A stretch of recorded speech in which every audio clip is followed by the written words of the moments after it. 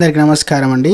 ఆంధ్రప్రదేశ్ సంబంధించినటువంటి ఇక ఎవరైతే ప్రజలు ఉన్నారో వారందరికీ కూడా సంక్రాంతి గిఫ్ట్గా నారా సీఎం చంద్రబాబు నాయుడు గారు అయితే సంక్రాంతికి గిఫ్ట్ అయితే తీసుకురావడం జరిగిందనమాట.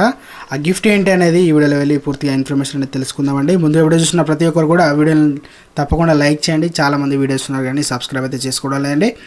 దయచేసి సబ్స్క్రైబ్ చేసుకోండి, లైక్ చేయండి. ఇక తోటి మిత్రులందరూ కూడా వీడియోని షేర్ చేయండి. వివరాలు కనుక వెళ్ళినట్లయితే చంద్రబాబు సంక్రాంతి గిఫ్ట్ జనవరి 18 నుంచి ప్రారంభం. ఈ ఇబ్బంది తప్పినట్టే సంక్రాంతి పండుగ వేళ రాష్ట్ర ప్రజలకు సీఎం నారా చంద్రబాబు నాయుడు అయితే శుభార్త అయితే వినిపించారు. ప్రభుత్వ కార్యాలయాల చుట్టూ మరియు గవర్నమెంట్ అధికారుల చుట్టూ ప్రదక్షిణలు అయితే చేయాల్సిన అవసరం లేకుండా చంద్రబాబు కీలక నిర్ణయం అయితే తీసుకోవడం జరిగిందనమాట. అంతేకాకుండా జనవరి 18 నుంచి ఏపీలో వాట్సాప్ గవర్నెన్స్ ప్రారంభించినట్లు చంద్రబాబు ప్రకటించారు. తొలుత 150 రకాల సేవలను వాట్సాప్ ద్వారా అందిస్తామని వెల్లడించారు. ఇకపై ప్రజలు చేతిలో సెల్ ఫోన్ ఆయుధమన్న చంద్రబాబు ప్రభుత్వ కార్యాలయాల చుట్టూ తిరిగే పని లేకుండా ప్రభుత్వ సేవలు వాట్సాప్ ద్వారా అందిస్తామన్నారు.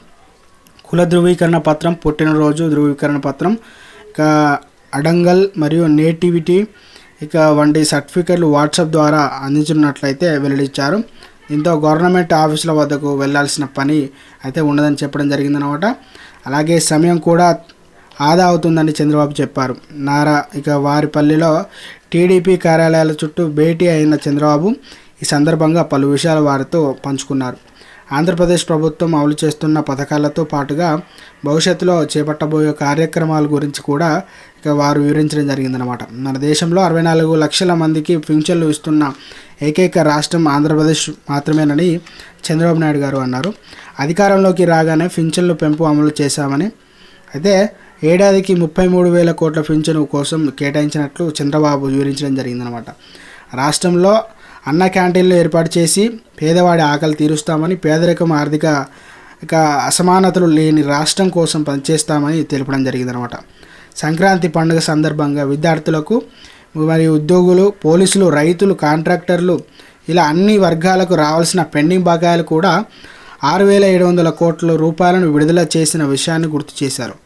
అయితే అంతేకాకుండా గ్యాస్ సరఫరా ప్రారంభించామని, రాష్ట్రంలో మిగతా ప్రాంతాల్లో కూడా ఈ రకమైన కార్యక్రమం తెచ్చేందుకు కృషి చేస్తున్నట్లు వివరించడం జరిగిందనమాట. సూపర్ 6 పథకాలకు అమలుకు కూడా పెట్టుబడి ఉన్నట్లయితే చంద్రబాబు స్పష్టం చేయడం జరిగిందనమాట. సో ఫ్రెండ్స్, ఇది ఈరోజు అప్డేట్ అండి. వీడియో నచ్చినట్లయితే లైక్ చేయండి. చాలామంది అయితే వీడియోస్ సబ్స్క్రైబ్ చేసుకోండి. దయచేసి సబ్స్క్రైబ్ చేసుకోండి, సపోర్ట్ చేయండి. Thanks for watching.